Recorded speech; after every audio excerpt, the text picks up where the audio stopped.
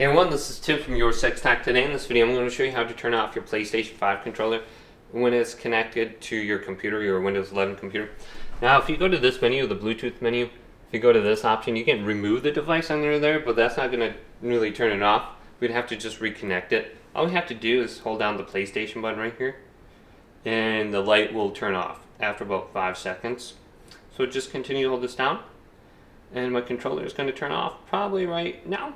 No, there we go. So it's completely turned off, and this should say not connected eventually, but then I can just easily turn it back on to connect it, and I can press the PlayStation button now since I have Steam open up in the background. If I hold down the PlayStation button and I move with the joystick, I can move the cursor on the screen, and then I can just go up to big picture mode, and I can start it right here. I think I can press R2, the right trigger, and then I should be able to just go to big picture mode. Now you only have like 5 or 6 seconds before the controller turns off if you're going to be holding on the PlayStation button. So just a heads up, you can't continue to hold that down. So here's big picture mode. You can try selecting that. See if that works. No, it doesn't, but hopefully this video did indeed help you out. If it did, leave it a big thumbs up.